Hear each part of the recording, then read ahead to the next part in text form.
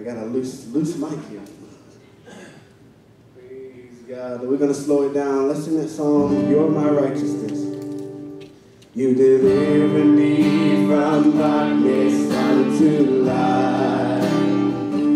You've given my soul abundant life. Just to give your name, my lips shall sing your praise, and my heart shall cry aloud and say, You're my righteousness, you're my strength,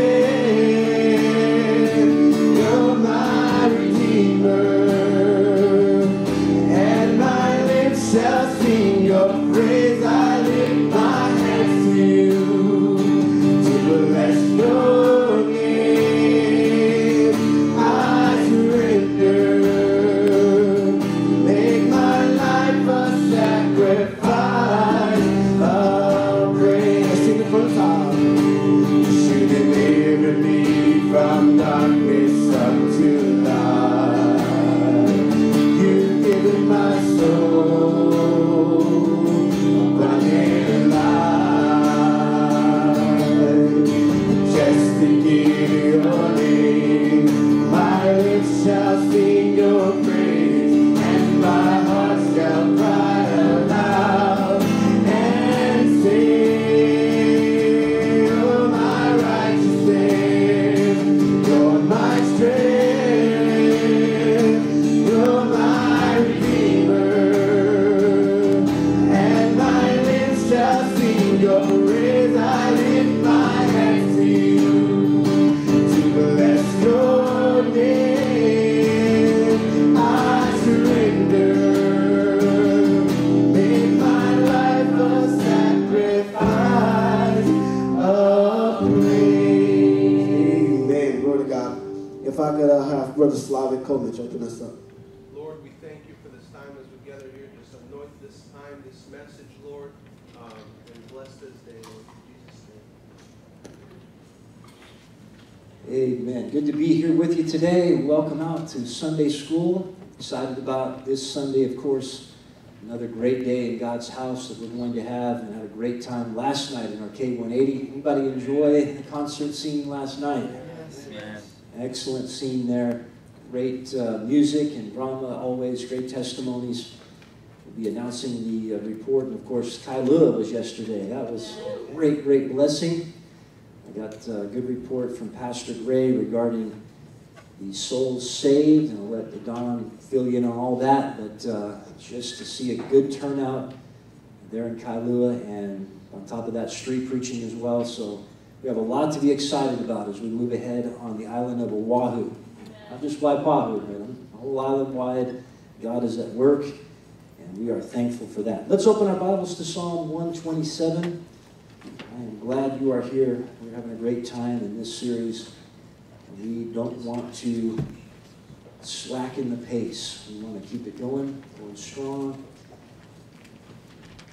Covering some new ground today for sure. We've spent a decent amount of time on the subject of the rod and disciplining for rebellion. We'll touch on that a bit more by way of review. But first, let's read our text. Psalm 127, verses 3 through 5. Let's have our reader, Sheila, take that, and then I'll assign out some more verses. Go ahead, Sheila. Behold, children are a heritage from the Lord. The fruit of the womb is a reward. Like arrows in the hand of a warrior, so are the children of one's youth. Happy is the man who has his quiver full of them. They shall not be ashamed, but shall speak with their enemies in the gate. All right, so we thank God for our kids. We see the potential in that verse. God has designed us for our kids, what we recognize He wants to accomplish, and they have tremendous potential. This whole section that we've been on is entitled Nurturing Our Children with Discipline. A lot of times when we talk about discipline, a lot of negative things come to mind, but for you and I who are saved, not at all. There's hardly too many things more that could communicate how much you love your child. You can communicate affection for them by dealing with them in those important times. I am all for lots of hugs, lots of kisses, lots of time together doing great fun activities. Coming to church as a family is a glorious thing and a great blessing. Going to the K180 together, going to, on outreach and doing the things of God is a great, great blessing. And so there's so many opportunities for parents and children to interact in the kingdom of God. And certainly, when we think about discipline, we tend to put that in the far negative category, but not at all. The reality is you're communicating genuine love, the Bible love, the love of God to them.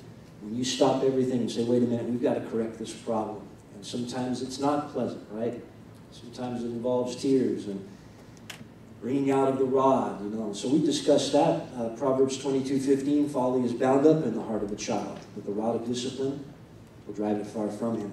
Proverbs 29:15, the rod of correction imparts wisdom. You might look at that little rod and say, how can that thing impart wisdom? Well, it has a way of doing it. To the backside, the correction is administered, and there is a definite message that's sent. But a child left to himself disgraces his mother, it says in Proverbs 29:15. Proverbs 13:24, he who spares the rod hates his son, but he who loves him is careful to discipline him. In Proverbs 19:18, chasten your son while there is hope. Do not let your soul spare for his crying. So even when the tears are turned on, you follow through as a good parent and say, wait a minute, we cannot sweep this under the rug. This has to be dealt with. And so we've spent a lot of time how to deal with that correctly. Proverbs 3:11 and 12 says, my son, do not despise the chastening of the Lord, neither be weary of his correction. For whom the Lord loves, he corrects, even as a father the son in whom he delights.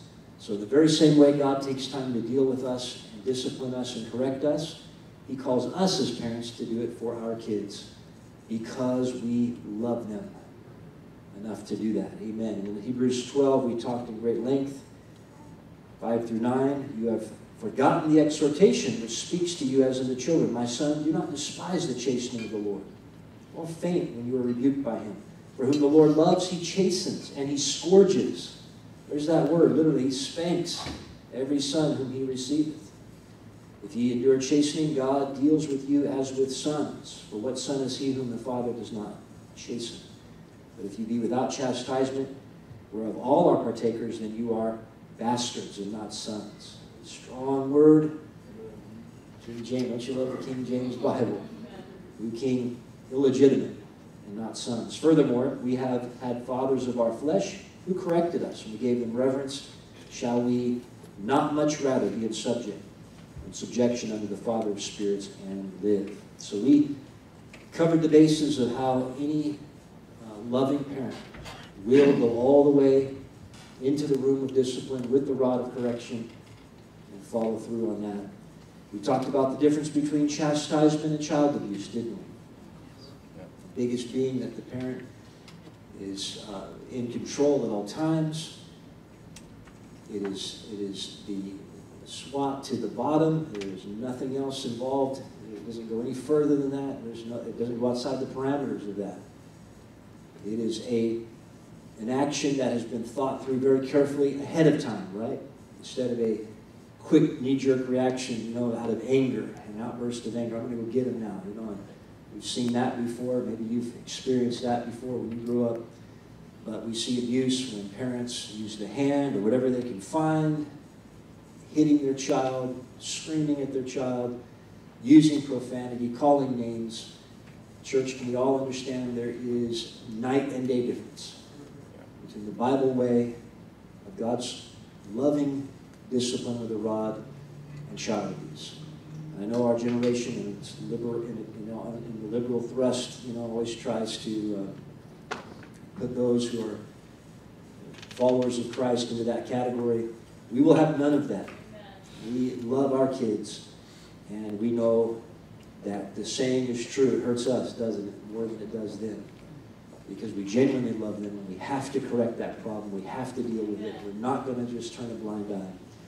So, we've gone over that pretty thoroughly. I want to move into this realm now. How to tell when a time of discipline is completed. Okay, now this might get interesting. Many parents implement chastisement with their children, but are frustrated because it does not seem to subdue their wills. Which, remember, going back to the beginning, is what it's all about. Their will needs to be subdued to yours. They need to be under your authority. You're a godly parent. You're in submission to Christ, and they need to be in submission to you. That's the biblical so-called chain of command. You know, we have kind of good understanding of that in our military church. Well, that's how it works. This is a very powerful scriptural truth. But the most common reason for this is incomplete chastisement. It doesn't seem like their will is subdued. So the reality is the most common reason is it's incomplete, the chastisement. It is administered as discipline for rebellion, but is ended before its goal has been accomplished. All right, we got some verses here before we get too far along. Luke 15 will help us. Loaded, thank you. How about Psalm 34? Kinda, Slavic, if you could grab Psalm 51, and Oscar, if you could grab Isaiah 57. One more, let's get 1 Samuel chapter 12. Dave's going to grab it. We appreciate that. So we want to make sure that chastisement is complete, don't we? We don't want to leave any important job like this unfinished. You know, if something that's important in life, we've all been taught, right? We need to see it through to completion. And so let's pick this up. What are the goals of chastisement? Well, right off the top, number one, to cause children to be humble before their parents' authority. All right? And we think about, is this chastisement complete? Is this time of discipline finished? I can tell you what, if they're prideful and sassy, not complete. There should be a genuine humility that now is evident, Yes. indicating, hey, wait a minute, the job's been done right. Number two, what are the goals of chastisement? Number two, to cause them to take responsibility for what they have done. Is this important? Yes. All right, they went and, you know, smacked their little sister on the head on purpose. They were upset. Right? You know what? They need to own up to the fact they did it and take responsibility for it. After chastisement, they're going to go and apologize. They're going to say, you know what? I did this. I committed this sin. I did this wrong. Luke chapter 15. Let's get verses 18 and 19. Good example in the scriptures of a young man taking responsibility for his actions. Go ahead. I will arise and go to my father, and I will say to him, Father, I have sinned against heaven and before you, and I am no longer worthy to be called your son. Make me like one of your hired servants. Okay, so here we have a clear-cut admission of sin. And I think that the process he endured had a bit of a godly, certainly God working things through in his own life, a bit of God's handprint of chastisement on his life. And he has to make the confession, doesn't he? He has to say, you know what, I'm the one who sinned. I'm the one who's done wrong. I'm not worth. And we find finally some fruits that we can work with and that we need to see. How about number 3 here? What are the goals of chastisement? Number 3, to cause them to submit to the consequences of their actions. Okay? All right, so we need to talk about this a bit further. What are signs of unbroken rebellion? And this is even after a time of chastisement. Okay? Right off the top, there's no obvious sign of brokenness or humility. Okay? Number 2, unwilling to admit fault and take responsibility for their actions. Still blaming others or making excuses for their misbehavior. Okay? Or how about this one? Number 3, wallowing in self-pity. Maintaining a victim mentality. Can they have a victim mentality even at the age of 4 years old? Oh, yeah. And it's not pretty then. Imagine how ugly it is when they're 24 years old. Okay. Number 4 here.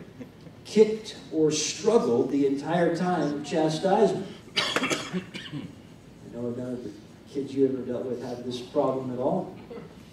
Kicked or struggled the entire time of discipline, never submitting to the discipline. So we have a thought here that we need to consider. How about number 5? Refuses to hug the disciplining parent. That's really important. I've always said that the discipline is not complete just by the use of the rod and some tears. There needs to be that finishing out hug and the words spoken, I love you. Amen. The words spoken, it's over with. We're down the road. You know, that's very important. Aren't you glad God deals with us that way? Amen. He actually tells us that. You know, I love you and we're done. That thing is over with. I want to get a hand here, Nancy. What if you've done that, but you don't get that? You don't get the hug afterwards. Like you can tell, like this person is just pissed off. Like Yeah. you can't force. And do you force the I love you? Do you force the hug? Do you know, where do you go from there? Yeah, from you, it's absolutely your heart and genuine. And are you saying that the child perhaps hasn't been humbled and they're still resisting that? Is that what you're saying? Yeah, yeah. It- So it's been, discipline's been administered, and then you talk to them afterwards, and you give them a hug, and tell them I love you, but they're resistant. They won't say anything back to you. They just come up, okay. What do Yeah. you do there? Yeah, well, if they're talking, they're of age to understand and they're communicating with you. So you are looking for, I'm sorry. And you are looking for, I won't do that again. The language of humility, the language of repentance. Even if it's not meant, like, okay, say sorry, I'm sorry. Right? So then, Yeah. It's your discretion at that point. You know, the bottom line is you have every right. It's just going to require hard work on your part and more patience to hold that. And say, you can communicate. I detect that you're not genuine in that. You know, you speak to that genuine love to him. I detect that that's not real. You know, and you can prolong that time of discipline as long as you need to until it's worked through. If it's definite sass and definite talk back, then we're time to bend over again, you know. But in that case, it can be a real fine line, can it? But that would be at your discretion, and you can prolong it. But I wouldn't want to ever leave a session where the rod has actually been used without that embrace, and at least from my side to theirs, speaking those words. You know, I love you, and we're done. We're down the road. I'll forget about it. Hope that helps. Don, go ahead. So Pastor, I was going to, in answer to that question, it does come often in that attitude, you're expecting that humble and that type of attitude, I'm sorry, and real repentance. So what I do is, after applying this plan, just Bethany's, the baby, and therefore, it's a little bit more dramatic for her because everybody tends to cater to her wants, right? So what I decided is I'm not gonna stop from doing this plan that I gotta do, and what I do is I let her know this is why, and you're gonna stay here until you're willing to come out and say I'm sorry. And this time out from there on, the discipline has been applied. We dealt with the issue. We discussed why, and I'm not gonna hear you crying, so please don't cry. But you're gonna stay in family. When you're willing to come out and say I'm sorry, that is genuine, that's when we can talk. And it doesn't go farther than 5 minutes, because that 5-minute mark, I'm gonna go back and say, are you ready to come out?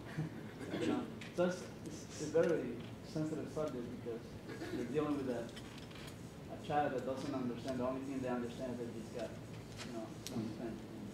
Now you gotta make them understand the sincerity of I'm sorry.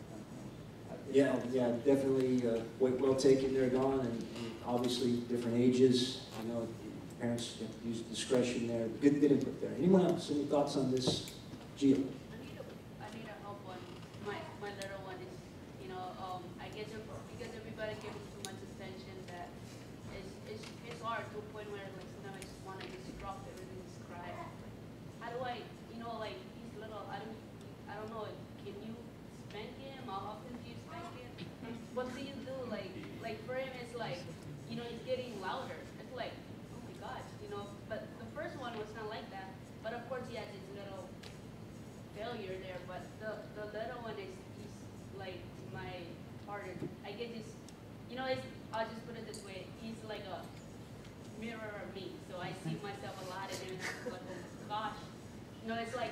terrifies us, doesn't it? I need to live with it, so I don't know, Humbles you real like, quick. I don't wanna like spank him like I spanked John, or how do I deal with the situation, because it's getting louder to a point where it's like, oh my gosh, you know, and, you know, my husband's been working late lately, and I just like, you know, the last couple of days, I almost, like, I'm gonna take him somewhere else, but it's been hard.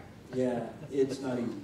But the bottom line is you have to stay with it, be patient.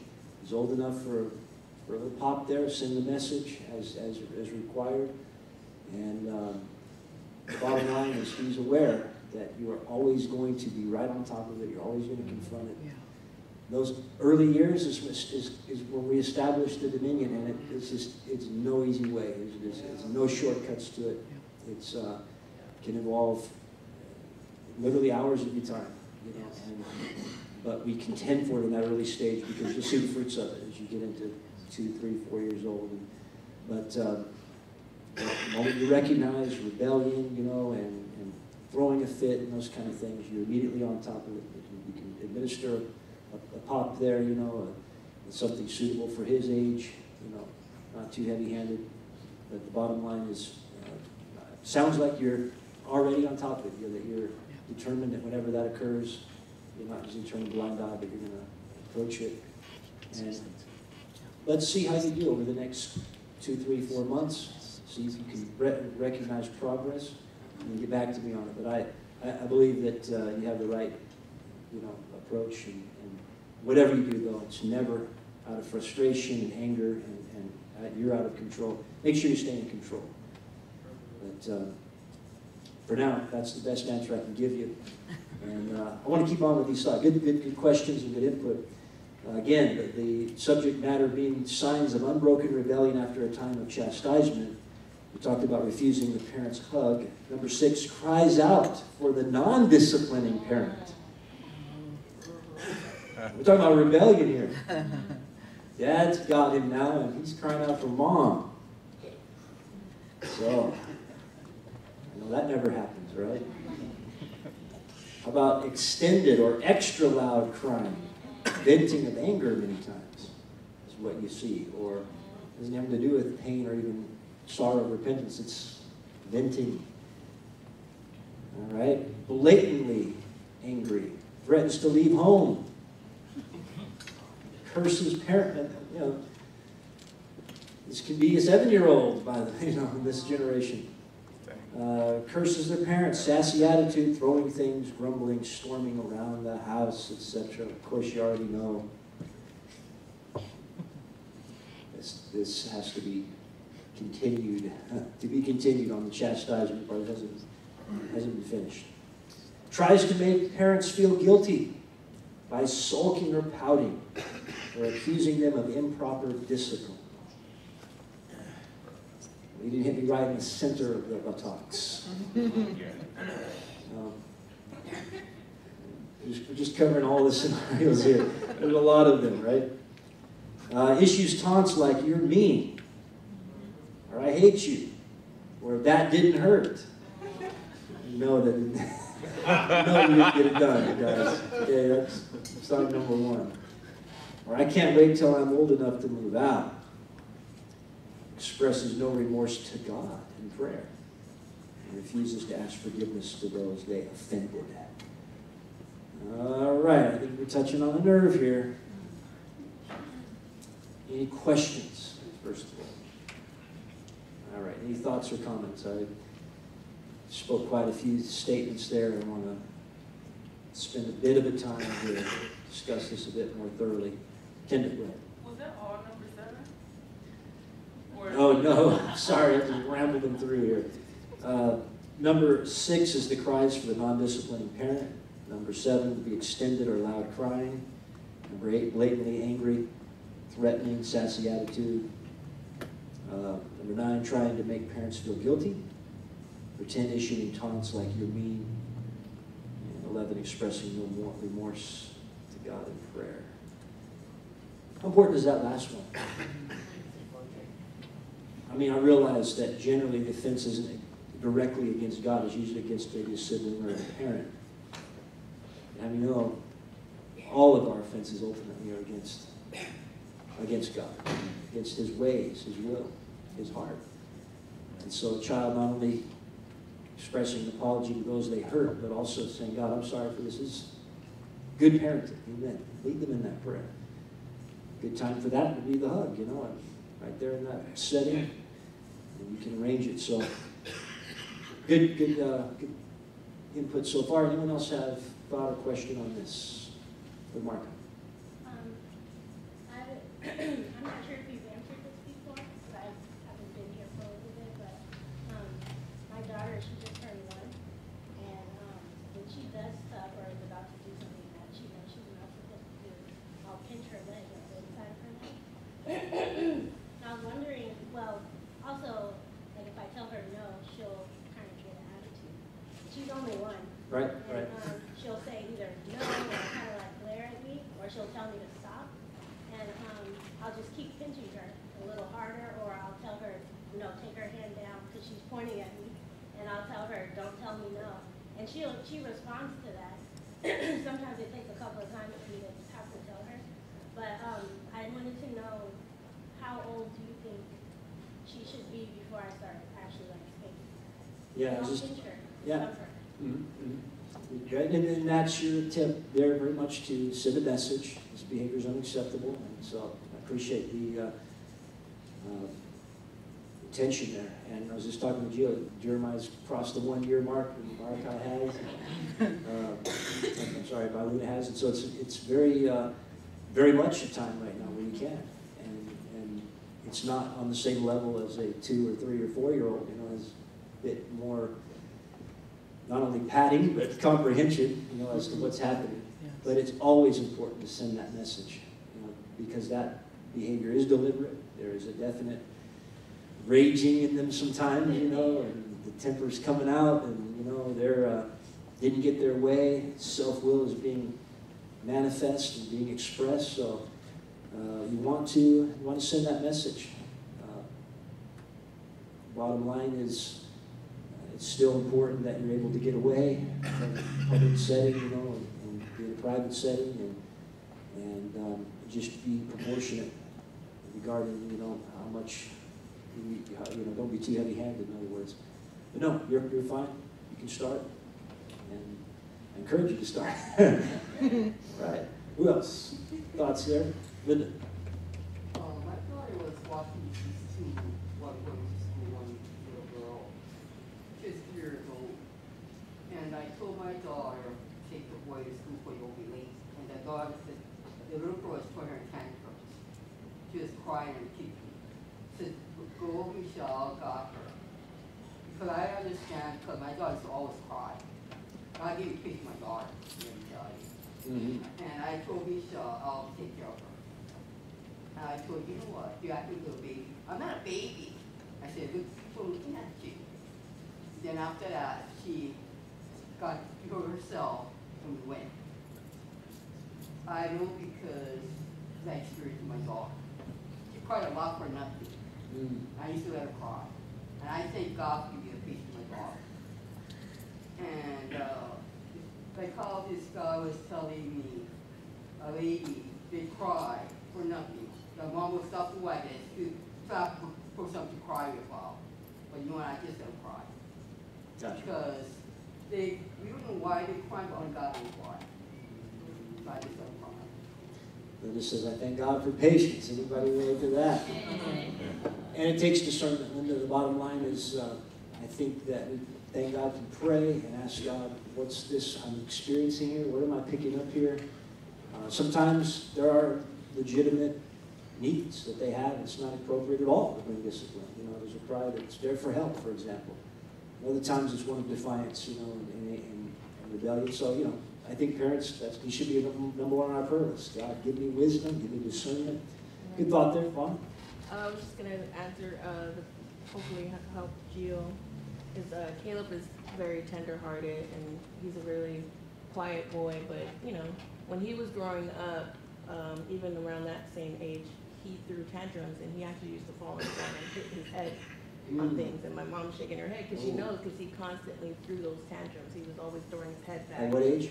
he was about one, Yeah. you know, and he would constantly do that, but I'm blessed that there was something embedded in me to take dominion over that, because I'm like, Good. you're not going to use that to control me.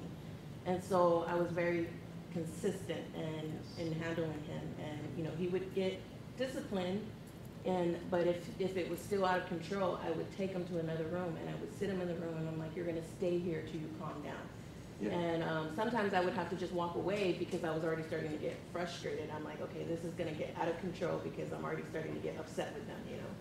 So I would take him and I'm like, you stay in this room. And then in the room, he would just start flaring his hands, flaring his legs, and just kicking all over the place. And then, so I'd have to go back in the room. And I'm like, you're not coming out of this room until you stop this behavior. And so it was constantly, and sometimes I would have to go in there and rediscipline him again because he still was just pushing it. And like, I just kept doing it over and over and over. And soon enough, he realized that he wasn't going to get his way. Yeah. You know, just because I stayed on top of it. And I'm like, you know, because with my kids, like, I didn't want to have to depend on my husband to come home. And then the whole 8 hours that he's gone, I have no control. Very good. I feel so, you know, and I feel so exhausted. So I knew that I had to take dominion. And I'm like, you're, you know, there was a lot of times there was that temptation to let the kids take charge. But then it was just something that just clicked, and it was like, no, I'm in charge. I'm the one that should be in charge, and I'm the one that says what goes in this house. And so I would really just stress consistency. You know, I still have to work things out with my kids now as they're getting older, attitudes and everything. But one of the things that I really pray for with my 4 kids is that all 4 of them have the habit of coming to me and saying sorry to me, without me even having to ask them to come back to me. Excellent. They have enough conviction in their heart to know that they did wrong, and they just come up to me before I even, like, they come and they just say, Mom, I'm sorry, you know, and it just touches my heart so much, and it just reminds me, like, man, this is how God feels when we come and ask him for sorry, to say sorry, like, because it just totally, you know, soothes my soul when they just come and say, I'm sorry, Mom, I messed up. And so I'm able to turn around to them and be like, I forgive you, you know, it's okay, let's move forward from this. And so I always tell my husband, even down to Waverly, she sometimes tries to use it for her manipulation process. She'll come and just be like, I'm sorry, No, you know. She does that, yeah. Right, but you know, different category, that girl. But there are times where she comes and she realizes, even at 2 years old, she'll come and she'll be like, Mommy, I'm sorry. And you can tell it's genuine. It's not like she's trying to manipulate the situation. And so I'm blessed that all 4 of them do that without me having to get it out of them. Outstanding input there, Vonna. Really, what we're talking about, right online, and good. I want to get that first one off the top of the list: the signs of unbroken rebellion after a time of chastisement. Number 1 on the list was no obvious signs of brokenness or humility. Psalm 34. I want to get our readers. I'll come back to Jessica in a minute. Psalm 34, verse number 18. Let's go ahead and get this. The Lord is near to the brokenhearted and saves the crushed in spirit. All right. Broken, and the King uses the word contrite. Psalm 51, and verse 17. The sacrifices of God are a broken spirit, broken in a contrite heart. These, O God, you will not despise. Okay, so we see how God puts a premium on this, doesn't he? How about Isaiah 57, and verse 15? Who inhabits eternity, whose name is holy, I dwell in the high and holy place, within was a contrite and humble spirit, to revive the spirit of the humble and to revive the heart of the contrite. So where are our children going to get this such a valuable quality of life, of their internal, their inner person? Where are they going to pick this up? Where's that going to come from? Oscar? Discipleship. Okay. Yeah, and us bringing them to that point, right? When it comes to chastisement and discipline, saying, you know what? We're not going to sweep it under the rug. We're going to have it. And ultimately, you're going to be brought to a place where you are humble, where you are broken and contrite. And at that early age of life, they learn this. They begin to recognize, okay, you know what? I was once doing this, involved in this activity, and you know what? I have been corrected. I've been chastised. And it's produced something in me. And this is so critical to God. He puts a premium on this. It's our entrance into the kingdom, isn't it? When we come to an altar of repentance and bend the knee saying, God, be merciful to me, a sinner. That's every one of us. And if a child, if a young person, you know, it's very much a disadvantage. They can't get this early on. But we see here what we're talking about. We have to make sure that the chastisement is complete. In fact, we're not satisfied if we just eased our conscience a little bit by doing a little tap, you know, and okay, I took care of it. No. All the things we've discussed, very, very important. Jessica had a hand with it. I know that not everything needs a spanking or needs a spanking, but what do you do like when you're being castigated? Yeah, well, the bottom line is they can be defiant, can't they? And still have a pretty nice demeanor, you know, and be pretty soft spoken, you know, and she's talking about something that is very real.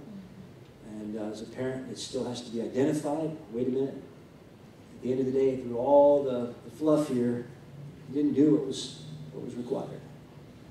Or you have gone against me on this particular point. And you draw that out, put the spotlight on that. And it is, if it's willful, Jessica is the terminology, willfully defiant, it warrants the rod. If you can't determine that, I would caution you on the rod, parents.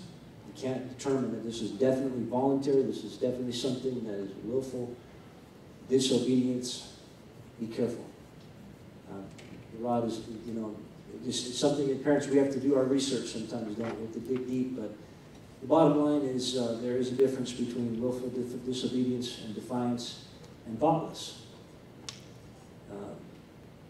So you have to determine that. Jessica, you have to make a judgment call. Don't you love in parenting that we have judgment calls to make all the time? Yes. Do we get every one of them right? You might not. You might miss it. That's when you use the old famous adage as a parent. That's for all the ones I didn't catch you in, right? Just making up for lost. Like, I'm not recommending. That's not in the notes. But there is kind of a principle to that, an equalizing effect, right? But the bottom line is it can be this passive rebellion, which is what you're talking about. It has to be treated the same way. Short answer to that. You have to correct it with chastisement. Aren't you glad about it? Don't you love it? Definitely is not an easy task that we have. So let's go on here for a moment. Chastisement is not over until a child is humble. He's taking responsibility for his actions.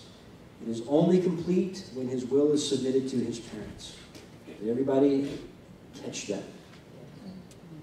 Right, the process of chastisement and discipline is only complete when their will is submitted to your will. Now, I'm not saying you're perfect. I'm not saying you're God. You're not. Obviously, we're not as parents. But when it comes to the authority that God has ordained, you are that authority. And this is why it's so important. If after a time of chastisement a child lacks proper humility, chastisement obviously did not work. It should be repeated a second time. And so, this requires lots of hard work, lots of patience, as our sister said. Never easy. So,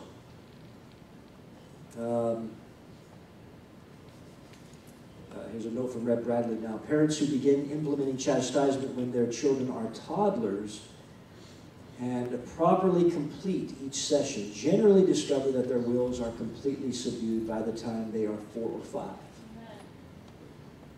Okay? Many testify that only occasional chastening is required after that. Yes. All right. So looking at our time here, let's go on. Behavior during chastisement, which should not be allowed and merits extra discipline. Now, Pastor, now we're really getting into the abusive category here, aren't we? Guys, we have to do the job. I hear the outcry, you know, in this sin-mad generation, you know, trying to condemn parents who are this way, but we have to do the job. It is important during chastisement that our children accept our authority and submit themselves. said our kids need to accept our authority and submit themselves to discipline that we have determined that they need. The following actions indicate resistance to your authority. You can probably guess some of these from your own personal experiences. Running away from you. Moving away from the rod. Kicking and struggling. Putting their hand in front of their bottom. Have you seen that old trick? Screaming at you. How about pleading for mercy? Did you grab this one? Pleading for mercy. Those moms in here, your heart starts to bleed, right? Making vehement promises of repentance. I promise. Requesting limited number of swats. You've already determined that what they did requires 3. Just 1. Extra loud crying. Angry crying, that is. Lying, making excuses, trying to get out of trouble, casting the blame, or guilt projection, threatening parent, accusing them of improper discipline. All right. Any questions or thoughts on that? Real fast. Let's go to Alina. Go ahead. Well, I was just wondering, what about the pleading for mercy part? Do you ever like show mercy in that case, or are there cases that you wouldn't, or do you always just say no since you deserved it? You have to carry out the punishment. Yeah, once you're in the punishment room, in the punishment mode, it's because you've already made the determination. Not the time for that. That's the short answer. The appeal can be made. I think we touched on that a little bit in the past. At the initial point of confrontation, respectfully, a child can respectfully appeal. Mom, may I have your permission to appeal? And then you hear what they, if you grant that, which you should, that is a reasonable request.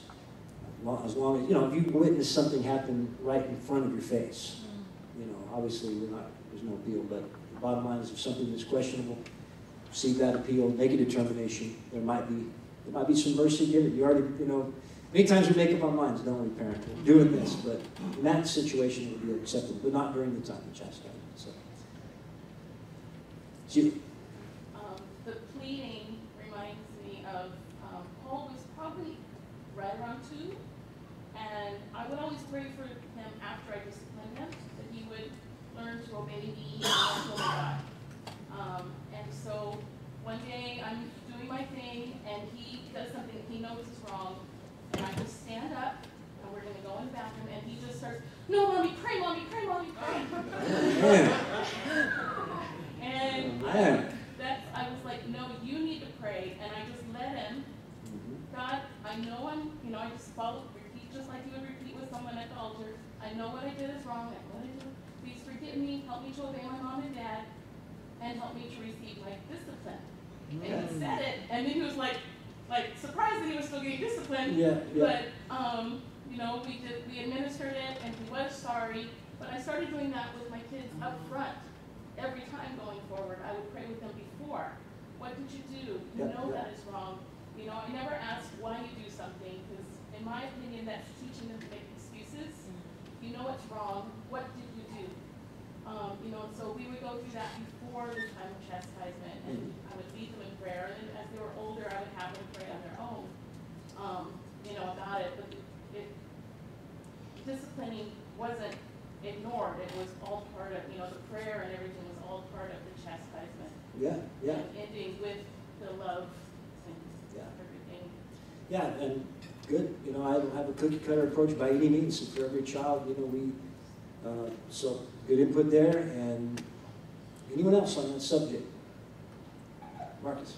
Well, it's kind of not on the same subject, but one thing that I've encountered is like being in public. That's when the disobedience or the rebellion is that is key, and it's like I does this thing that she'll say I'm scared. That's her word, and it's like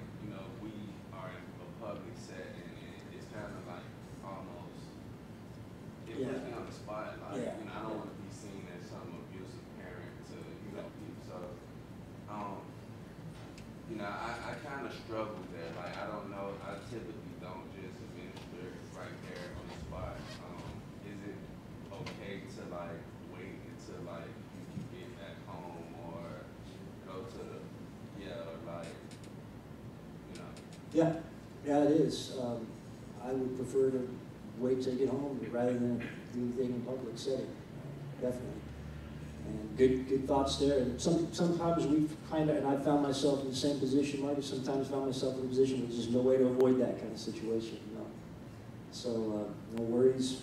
The main thing is God knows, you know, that you're a parent who loves your child and you do everything you can, you know, to bring necessary discipline and require. You know, if there's a restroom that, you know, place private nearby, that the quicker you can get to it. Scripture does say promptly, we want to get to it. But yeah, good thoughts there. Good. That helps. One more, Jessica. Go ahead. It's not on topics too much, but Yeah. what you were talking about. But I wanted to ask, like, so usually for Jackson, I'll spend them 1 or 2 times, and sometimes, you know, he's crying. I feel that he understands that, you know, he's in trouble, that what he did was wrong. But then there's other times where I'll spank him 1 or 2 times and he's smiling at me like, okay, Mom, let's go back and play. And I'm just like, how many times do I have to spank you for you to realize, you know, that what you did was wrong? And there's times I spank him more than 1 or 2 times, but then afterwards I'm kind of like, did that really need that many spankings? But then there's other times, okay, I should have spanked you that many times, but I'm just wondering. My rule of thumb is you want to spank as least as you have to. You know, I really want to encourage parents at the least amount you have to. Every infraction is different. Some are minor, some are major. Major ones will require a couple 3, you know, use your discretion. But the issue there, Jessica, is you're going to have to do it harder. You're going to have to make the ones keep it at a minimum, but when you do it, it's going to have to, the effect has to be felt. The sting has to be felt, you know. And so the utensil, the implement that you use will be important. You know, make sure you have something that does the job. But I've seen parents, they're convinced 10, 15. No, we never want to get into that scenario. Can we all say amen there? Good question, good thoughts. We have to close it up because I want to give everybody a coffee break. I heard people overheard them talking that the Starbucks is open over there just now. So no excuses for being asleep in the morning service. Don't have to run to community anymore. Plus, the ladies are doing an awesome job back here, right, in their ministry. Maybe we can give them a round of applause.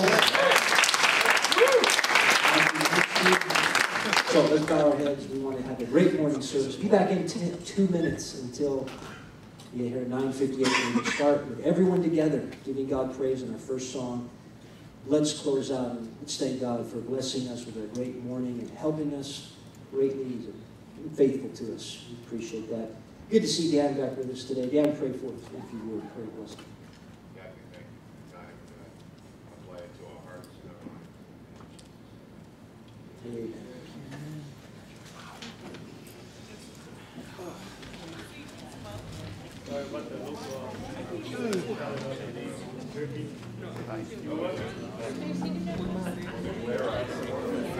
Wow, come on, man. Huh? I went ahead and yeah, that's right.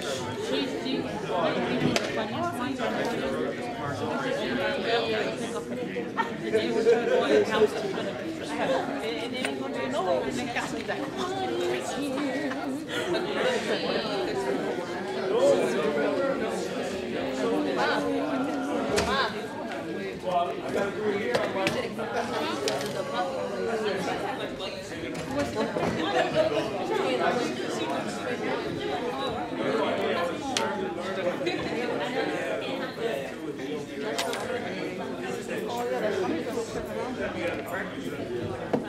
Here, it's just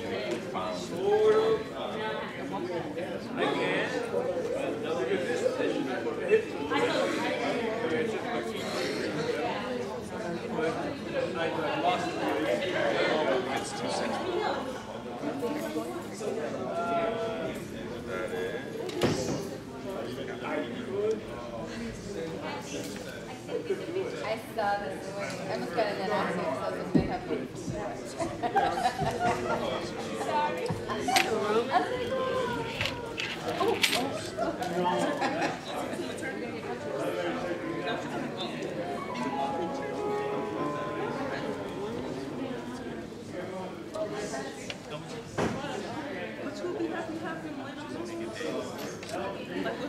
Well, like the nice ones, like with the dress on me, like holding it, and then your kids are like looking at you. Huh?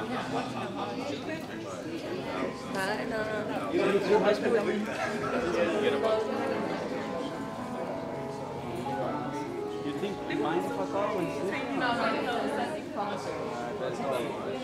Thanks. Like a white dress behind you, holding your belly. Or like your kids, like smiling next to your belly. That was even precious.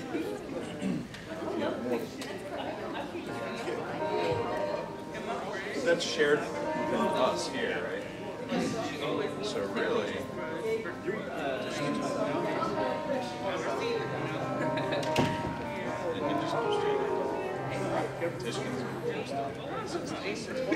Right now.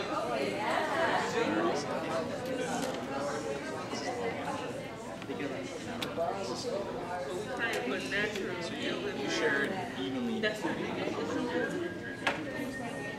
So why don't you try to go before? Why don't you wait? Mining. Crypto.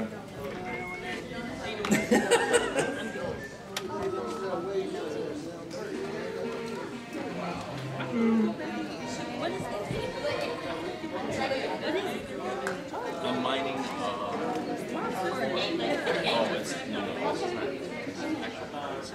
So you're Yeah, so what I do, see the terabytes here? So I take hard drive space. Like this is Tishkin, this is me, this is you get anytime you find a coin, so right here I found this coin, but you, because you're part of it, you only get a portion of what you contribute, you don't get so like I only contributed 51%, this 50 terabytes of space. You get hard drives, use hard drive space to mine. okay. And mining comes from where? Yeah, it's a blockchain, so basically it's cryptographic code chain, and anytime anybody finds coins or a transaction, it adds to that chain. Oh. It constantly keeps adding, so it keeps getting bigger and bigger. Sounds like fun. Well, why do you have to give so much space, hard drive space? Like, and what does that mean that you give that much hard drive space? So one of these coins, there's 1,500, it's worth 2 cents. Oh. And on the market. Right? So you take that multiplied by 2, you get $21. Hey. That's every 6 days. Just $21, and where does it go, the money? Do you cash it out, or is it like? Yeah, so it gets sent to each individual. So these are all the wallet addresses, right? Oh. So like this is mine, and if you click on it, you can actually see the transaction history. So it tracks everything. But it doesn't cost you anything other than hard drive space. You're not spending Correct. money. So you have to spend money to buy the hard drives. space. So there's a ROI, right, of about 12 months. Oh, okay. So if you buy it, you have to wait 12 months to get your money, and then it's all profit after that. Oh. And is it very expensive to buy? The amount of hard drive space that you bought? Like for 8 terabytes, it's $150.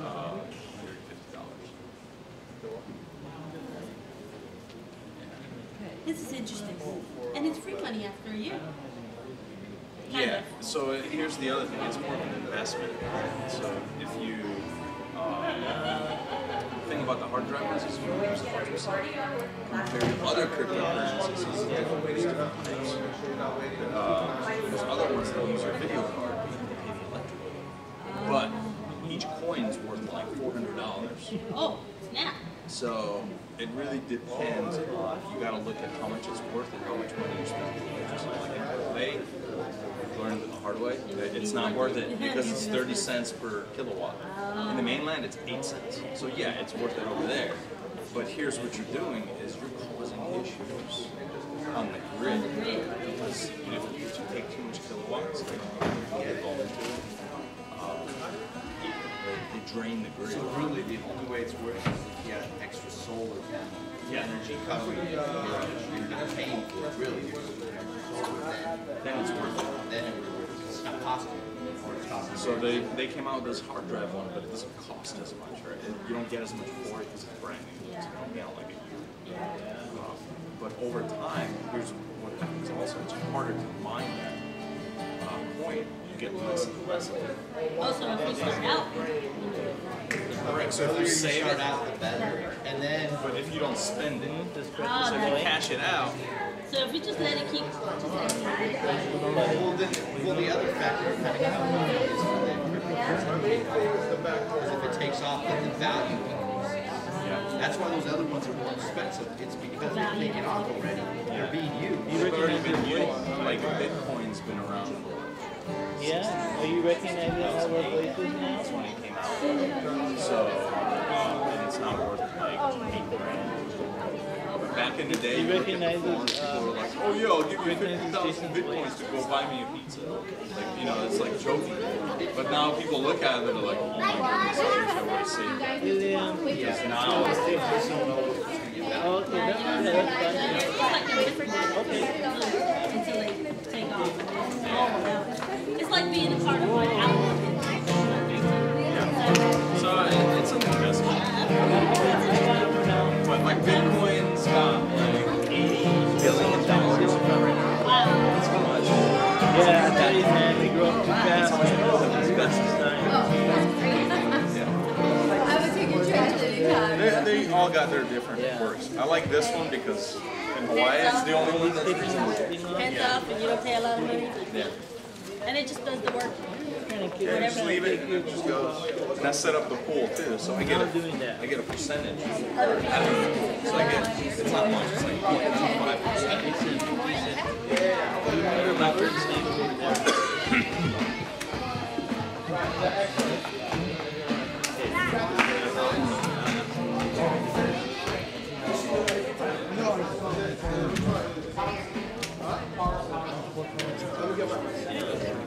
Yeah, I